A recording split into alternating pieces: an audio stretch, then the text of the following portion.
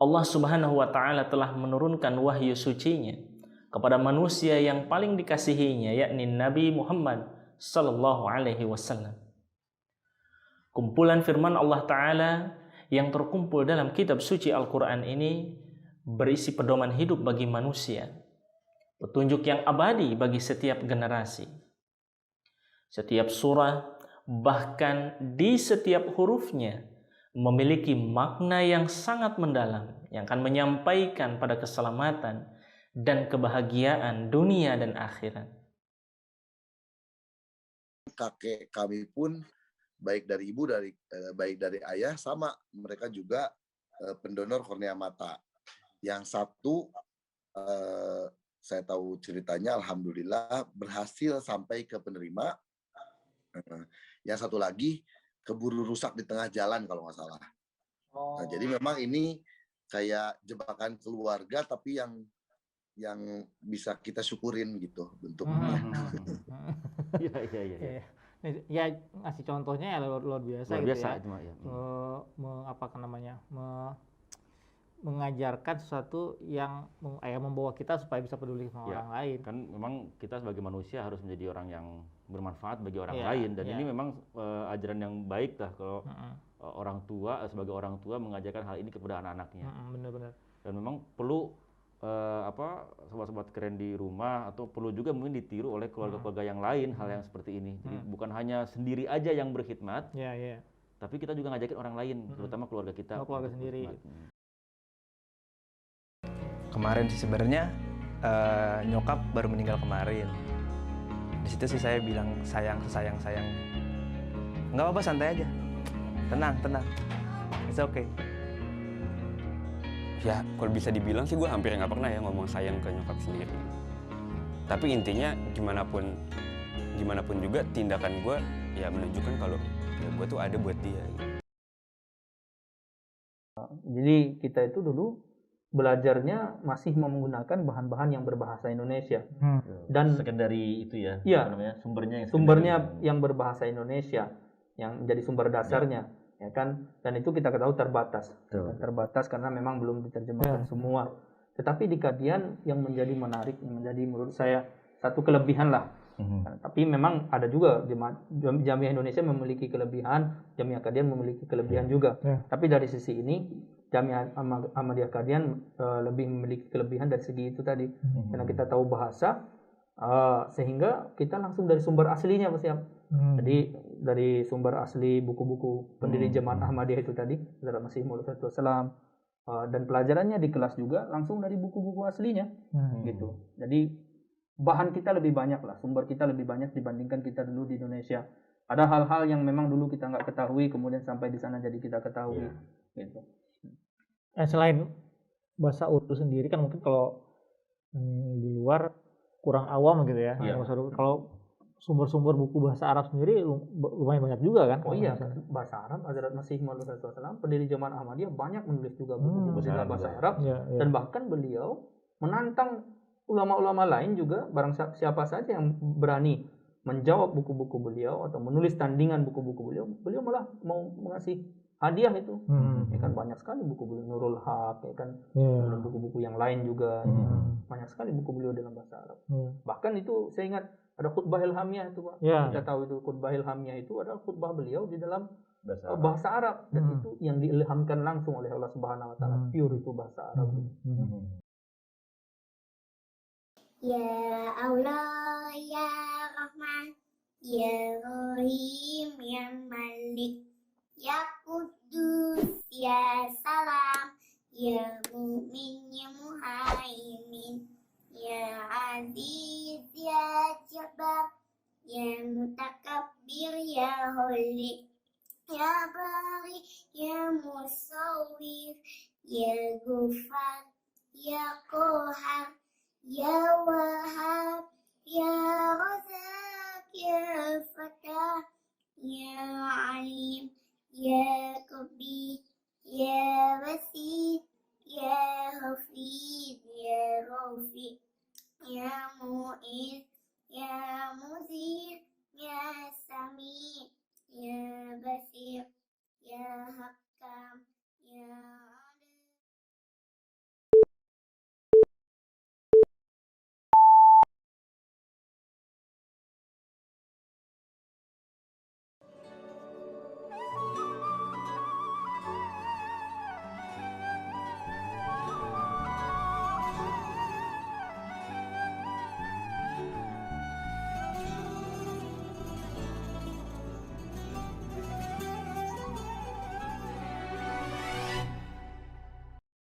Bismillahirrahmanirrahim. Assalamualaikum warahmatullahi wabarakatuh. Sobat keren yang dimuliakan Allah Subhanahu wa Ta'ala dimanapun berada, alhamdulillah kita bisa berjumpa kembali di dalam forum kajian Islamku Keren, yang mana pembahasannya adalah tentang sifat-sifat Allah Subhanahu wa Ta'ala. Dan dalam kesempatan kali ini, insya Allah Ta'ala, kita akan coba mengkaji salah satu sifat Allah Ta'ala, yaitu Al-Wahhab.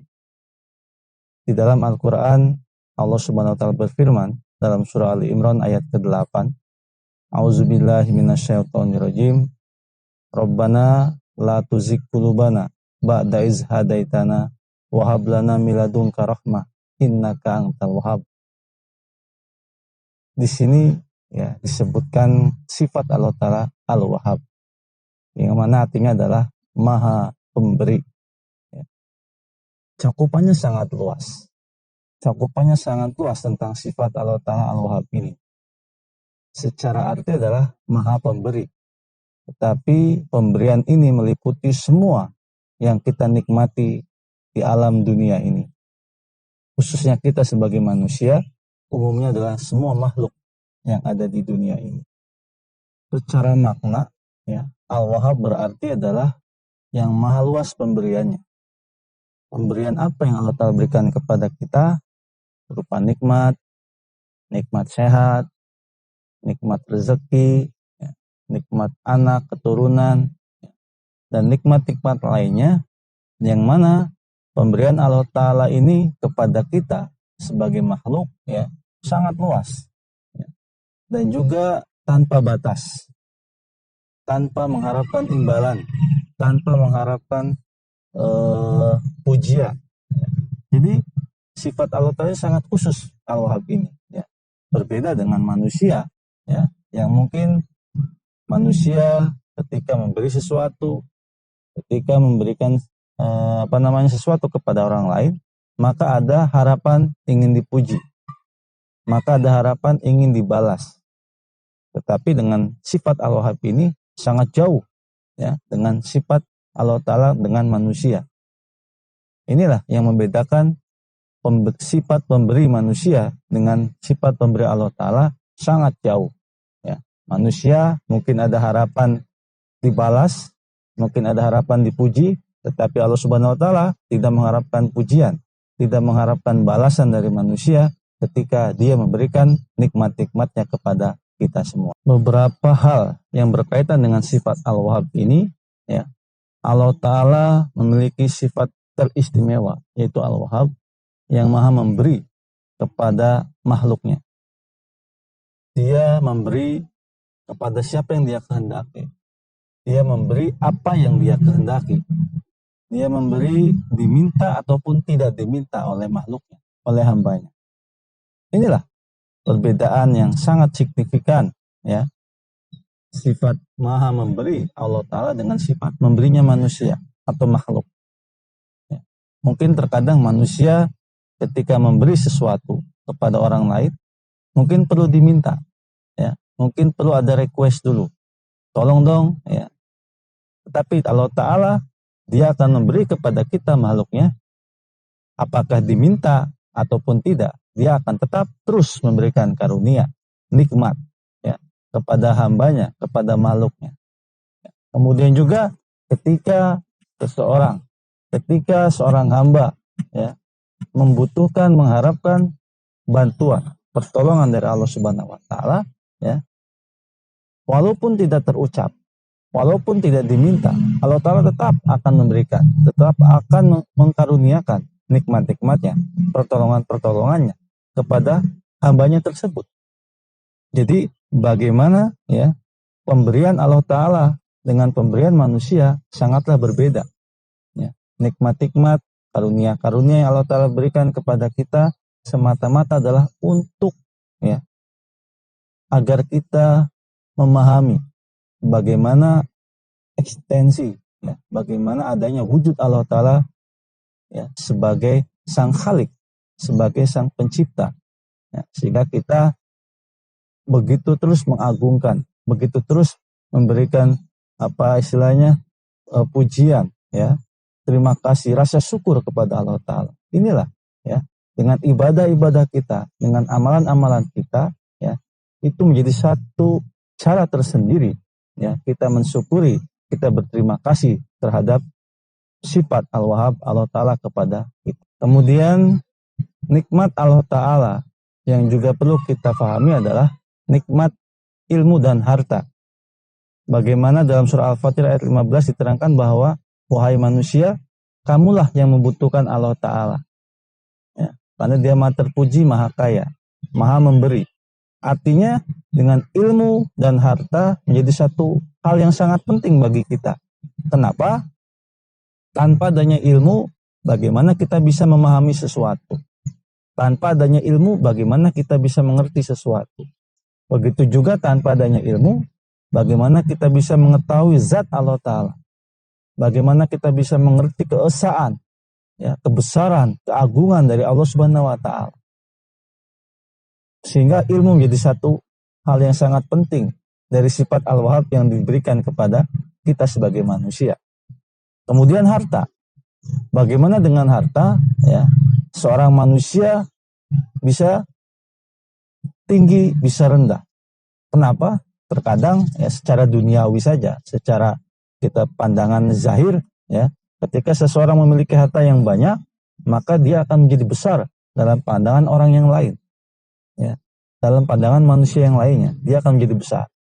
Sehingga harta menjadi satu hal yang penting juga dalam kehidupan manusia secara duniawi, ya, bukan secara rohani.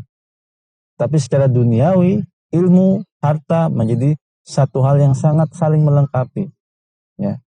Ilmu pun menjadi satu hal yang penting ketika seseorang mempunyai titel pendidikan tinggi, kuliah, perguruan tinggi, maka dia akan terpandang juga, ya, dia akan disegani oleh orang lain. Sehingga ilmu dan harta menjadi satu hal poin yang penting ketika Allah Ta'ala memberikannya, mengkaruniakannya kepada manusia, maka itu menjadi satu keistimewaan dari sifat Al-Wahhab. Kemudian, ya, nikmat lainnya yang Allah Ta'ala berikan kepada kita sebagai makhluk, sebagai manusia khususnya adalah nikmat sehat, nikmat sembuh dari penyakit. Kenapa? Karena kesehatan pun menjadi satu hal yang penting bagi kita. Ya, ketika seseorang sakit, ya, makan apapun yang enak tidak terasa, ya, asinnya garam tidak terasa, manisnya gula tidak terasa, ya. Makanan yang mahal pun tidak akan terasa enak ketika kita sedang sakit, ya. Begitu juga ketika kita sakit, dirawat di rumah sakit, membutuhkan tabung oksigen, ya, satu tabung sangat mahal. Tetapi ketika kita sehat, ya, dalam kondisi yang sehat walafiat, ya, makanan apapun, tempe pun bisa enak, ya. Makanan yang mungkin dianggap biasa pun akan enak terasa, ya, di lidah. Begitu juga ketika kita sehat, kita menghirup udara, ya, bebas tanpa berbayar. Inilah sifat Al-Wahhab Allah Subhanahu wa Ta'ala yang diberikan kepada makhluk, kepada kita sebagai manusia, ya. Salah satunya adalah nikmat sehat, nikmat sembuh dari berbagai macam penyakit. Kenapa? Karena dia memiliki sifat Al-Wahhab maha memberi, ya, dan juga sifat maha penyembuh yang menjadi satu kekhususan bagi kita, ya, membutuhkannya, sangat dibutuhkan nikmat sehat bagi seorang hamba, ya, sehingga dia bisa beraktivitas, sehingga dia bisa menikmati, ya, karunia-karunia Allah Ta'ala yang ada di dunia ini. Ilmu, harta bisa dinikmati dengan kesehatan yang dia miliki. Selanjutnya, nikmat terpenting lainnya yang Allah Ta'ala berikan kepada kita dan manusia juga membutuhkannya adalah nikmat keturunan, ya. Kenapa? Karena dalam berkeluarga, ya, biasanya suami istri ketika mereka menikah mengharapkan adanya kehadiran buah hati, mengharapkan adanya keturunan sebagai penerus generasi, sebagai penerus keluarga, sebagai penerus dalam hal urusan bisnis, ya. Nah, sehingga nikmat yang kita butuhkan dari sifat Allah Ta'ala Al-Wahhab tadi adalah salah satunya tadi, nikmat memiliki keturunan. Dengan kita memiliki keturunan, dengan kita memiliki seorang anak, ya, diharapkan anak menjadi penyejuk mata, penyejuk hati, ya, menjadi suasana dalam rumah menjadi lebih riang, ya, lebih rame. Ini, ya, nikmat anak soleh, soleha, nikmat anak yang bisa berbakti kepada agama, nusa bangsa dan juga orang tua. Itu biasanya diharapkan dari sebuah keluarga. Ya. Terkadang ketika suami istri menikah, ya, sudah lama menikah tidak memiliki anak, itu pun menjadi satu keharuan, ya. Sehingga dia banyak berdoa kepada Allah agar dikaruniakan seorang buah hati, seorang anak. Nah, ini sehingga yang menjadi satu poin penting lagi adalah bahwa nikmat yang sangat penting dalam kehidupan manusia, khususnya dalam kehidupan berkeluarga seorang hamba adalah tadi nikmat dikaruniai, ya, seorang buah hati atau seorang anak. Lalu sifat Al-Wahhab atau sifat Maha Pemberi Allah Subhanahu wa taala pun yang kita butuhkan, ya, adalah yang lainnya adalah hidayah, petunjuk. Dalam surah Al-Kahfi ayat 17 Allah Subhanahu wa taala berfirman bahwa, ya, dialah yang telah memberikan petunjuk kepada manusia, kepada hambanya. Barang siapa yang lurus maka lurus, barang siapa yang sesat maka akan sesat. Sehingga, ya, karunia terbesar lainnya, ya, yang kita butuhkan dari sifat Al-Wahhab tadi adalah Maha Pemberi petunjuk. Ketika seorang hamba, ya, dalam menjalani kehidupan dunia secara rohani, ya, maka petunjuk atau hidayah dari Allah Ta'ala sangatlah penting. Bagaimana seseorang bisa menjalani kehidupan sesuai dengan perintah-perintah Al-Quran. Bagaimana seorang hamba bisa menjalani kehidupan, ya, sesuai dengan tuntunan agama. Kalau tanpa adanya petunjuk, kalau tanpa adanya hidayah dari Allah Subhanahu wa taala, maka seorang hamba akan sulit menemukan jalan yang benar. Seorang hamba akan sulit menemukan jalan yang memang Allah Ta'ala ridhoi.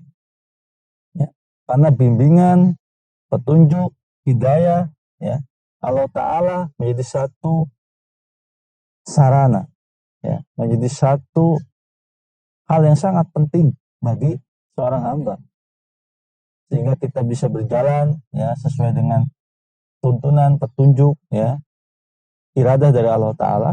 Sehingga bagaimana kita bisa melihat dunia, bagaimana kita bisa melihat situasi, ya. Ketika petunjuk ini ada, maka kita bisa memahami karunia-karunia, kebesaran-kebesaran, ya, dari Allah Subhanahu wa taala yang memang harus kita syukuri, ya, dalam kehidupan ini. Kemudian yang terpenting, ya, dari sifat Al-Wahhab ini menjadi satu sarana, wasilah ketika kita berdoa kepada Allah Subhanahu wa taala. Ya. Ketika kita mengharapkan sesuatu, ketika kita membutuhkan sesuatu, maka kita sebagai manusia, ya, secara wajar pasti memohon, pasti meminta kepada Allah Subhanahu wa taala. Seperti yang tadi disebutkan di awal bahwa salah satu doa, ya, yang terdapat sifat Allah Ta'ala adalah surah Ali Imran ayat ke-8. Rabbana la tuzigh qulubana ba'da idh hadaitana wa hab lana min ladunka rahmah innaka antal wahhab. Ketika kita sudah mendapatkan hidayah, petunjuk, bimbingan, ya, nikmat-nikmat yang Allah Ta'ala berikan kepada kita, maka kita memohon kepada Allah agar Allah Ta'ala jangan membengkokkan hati kita, ya, jangan mengendorkan semangat kita dalam beribadah, dalam bersyukur kepada Allah Subhanahu wa taala. Kenapa? Karena dialah yang memberi, karena dialah yang Maha Pemberi. Ya.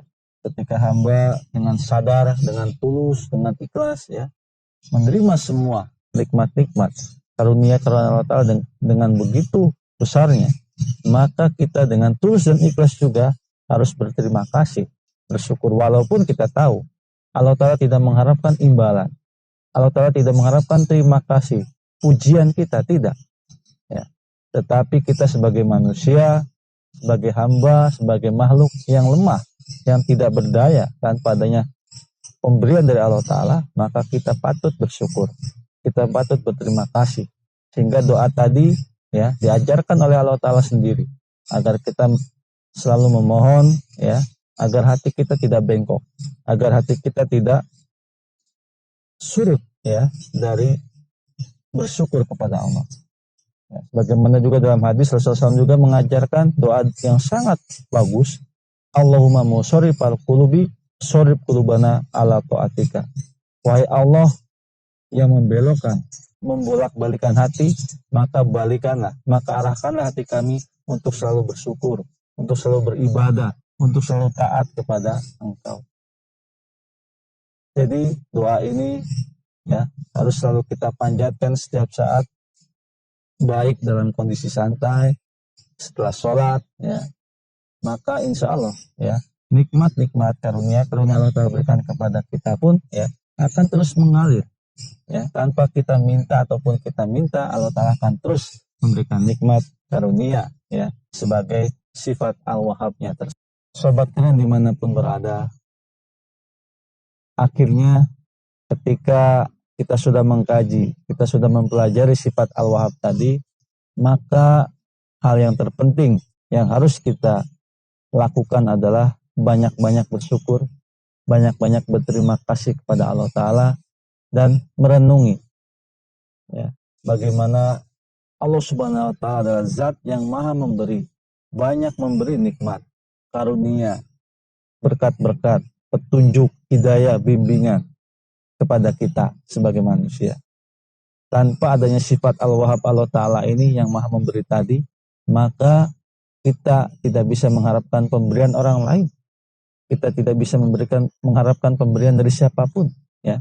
Karena Allah Ta'ala lah ya, yang zat wujud yang akan memberikan kepada kita walaupun tanpa diminta.